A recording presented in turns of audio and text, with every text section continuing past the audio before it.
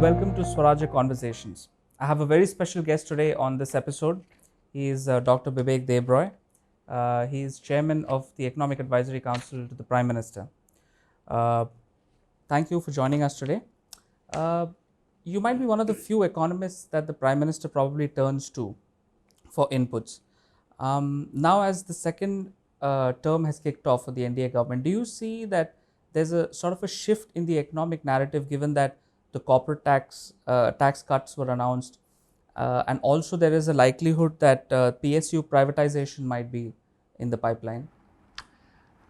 I think it's incorrect to somehow suggest that the second Narendra Modi government is distinct from the first Narendra Modi government. This is part of the same continuous process. Right. The fact that tax rates were going to be reduced was announced in a budget speech of the first Narendra Modi government delivered by the then Finance Minister Arun Jaitley, where he had said that the reduction in corporate tax rates was going to be linked to the removal of exemptions. The task force that examined this, which submitted its report in the middle of August this year, was set up while Arun Jaitley was the finance minister in the first Narendra Modi government. Right. So I don't buy this proposition that there is in some sense a discontinuity between the first Narendra Modi government and the second one.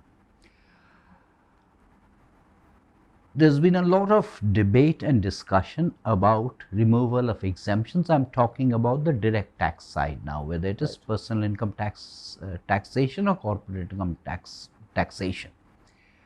Invariably, there is resistance, there is opposition, because people who benefit from exemptions are not voluntarily going to give up the exemptions. What the government has recently done, what the finance minister has recently announced, is a choice. So it's up to you to decide whether you want to avail of the exemptions and stick to the present system, or whether you're willing to give up all exemptions and have the reduced corporate tax rate of 22%, although it's a little bit more if you add the surcharges. Right. What's also significant is the announcement that for new companies incorporated after 1st October 2019, the rate of corporate income taxation is going to be 15%. Right. Unincorporated enterprise also pays the personal income tax rates. So quite clearly, this is a signal that somewhere down the line, there are going to be reductions on the personal income tax side, although on the personal income tax side, there will always be slabs, different rates, because after all, progressivity is brought in through personal income taxation. Right. So it's part of the same piece. And once government revenue stabilizes, one will therefore have a stable tax system. And this is what had started under the first Narendra Modi government. Right. This leaves the question of privatization. Now, in privatization, the most visible one is Air India, but Air India is the most visible one, it's not the only one. Right. Air India, the minister has told us that Air India privatization will soon happen, and I'm not talking about disinvestment, I'm talking about genuine privatization. On privatization, I'm talking about central public sector enterprises. People sometimes don't appreciate the fact that the most valuable and contentious possession of a public sector enterprise is actually the land. The land, more often than not, does not belong to the PSC. It belongs to state governments, where it has been got from the state governments on a lease for a specific purpose. So therefore, to sell off public sector enterprises, privatize, you need an inventory of land. Now that has to be built up over a period of time. So on both of these, I would regard this as a continuation of policies that had already started after May 2014. Right. So it was part of the plan all along. Yes. Right. I would like to ask you about private investment in particular, because even the economic survey had sort of hinted at it being the pivot around which the virtuous cycle needs to be kicked up. What do you see in terms of some critical factor market reforms that can be introduced or given priority, for instance? Well, you asked sort of two questions in the same breath. Right. Now, if I look at it purely from a macro point of view, Yes. the stimulus to growth can come either from net exports, Right. and the external world is not that favorable for various reasons we don't need to get into, or it can come from public expenditure, but there are Right. limits to public expenditure because of fiscal consolidation requirements, which leaves consumption and investments. Right. Now, in both consumption and investments, there are certain things that are generic in nature. Like, let's say, improving the business climate. I'm not just talking about the World Bank one, but Right. the general one. Now, you're right that a lot of investments are contingent on factor market reforms. Now, you said factor market, but if you look at land, Right. land is completely a state subject. And Make in India is not going to happen in Delhi, Make in India is going to happen in the states, but land is Right. completely a state subject. And land does not always mean land ownership. Land, after all, is a bundle of rights. There is tenancy legislation. There are other ways you can use land as collateral. You can unbundle those rights. Right. So far as labor is concerned, labor is in the concurrent list, and the 54 odd central acts have already and are now finally being consolidated into 4 consolidated codes, separate codes. What one is asking is, over and above this, what can government do to not only stimulate private investments, also consumption? Right. And most of the time when people ask for this, what they really mean is fiscal concessions for a certain sector. If we have fiscal concessions for a certain sector, that completely negates the template of reforms, whether it's on the direct tax side, which I've spoken about, or the Right. indirect tax side, the GST, which I have not yet mentioned.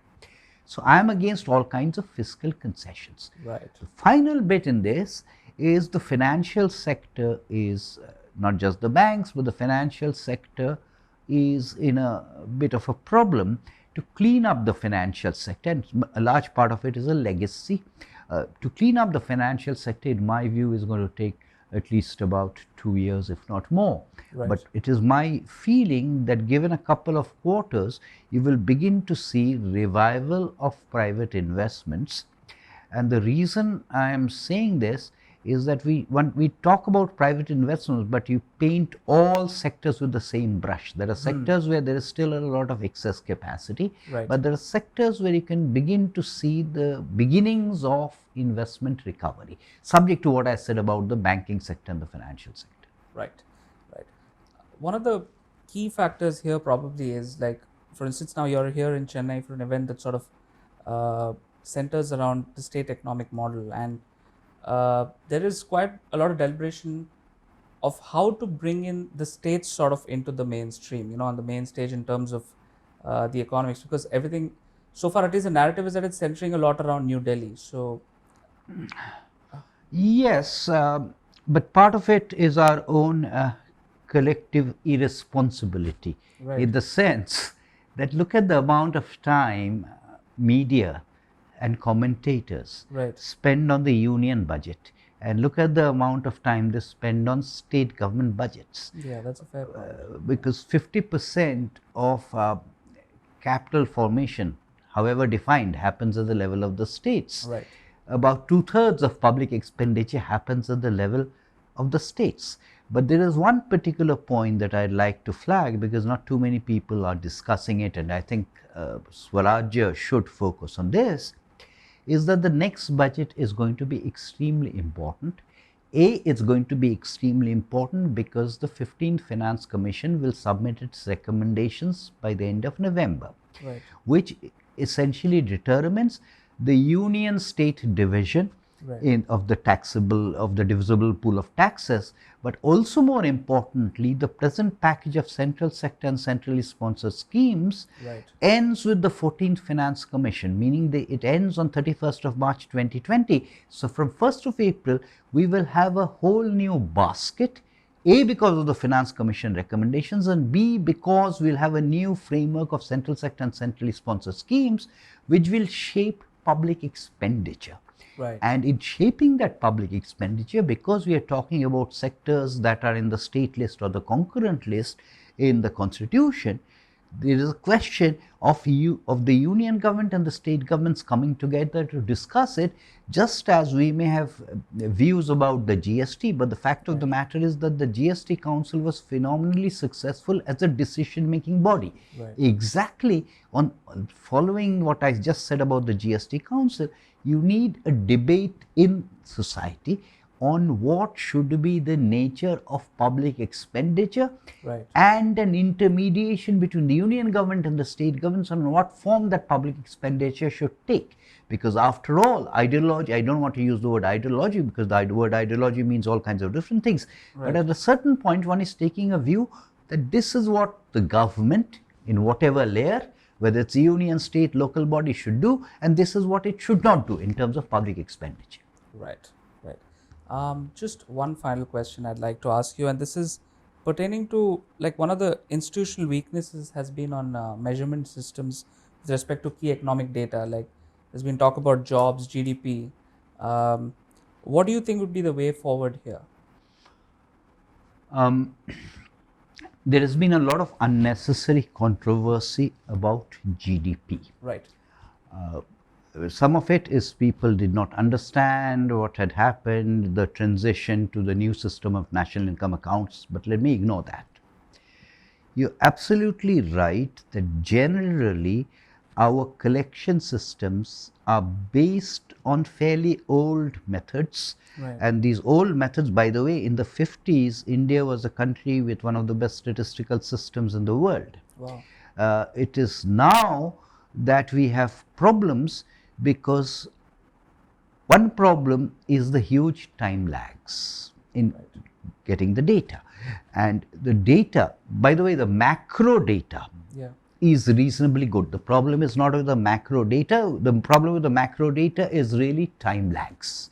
But there are a whole lot of other kinds of data that you require to be collected from the states aggregated upwards. For example, if you look at the indicators and the data on the indicators that we require for measuring movement towards the sustainable development goals, they'll have to be aggregated from the level of the states. So we are talking about surveys, we are talking about enumerators, we are talking about more modern systems to gather data. And after all, this is government data, so I cannot really outsource it to a third party and take the responsibility of vetting that data. So indeed, the data system, the collection system, particularly in a country like India, where you also mentioned job data, the problem is that you cannot have Western systems which are typically for formal economies, where there are large elements of employee-employee relationships. Ours is still largely an informal economy where it's very difficult to get data for the informal / unorganized sector. One of the things that's not been noticed in the media, I have no idea why, is that the National Statistical Commission has recently been reconstituted. And this is the task of the National Statistical Commission, because the National Statistical Commission has oversight not only over what CSO, the Central Statistical Office, does on macro data, but on the other kinds of data like the NSS and data that's collected at the level of the states and aggregated upwards. And when I say level of the states, much of the data is collected at the level of the districts, even lower down, and then aggregated upwards. So that would be sort of a mechanism to build capacity. Yes, but this is a problem that is a much larger problem than just the GDP, and it's not a problem that's very easy to fix. Thank you so much for joining us. That's all we've got for you on this episode of Swarajya Conversation. See you on another one.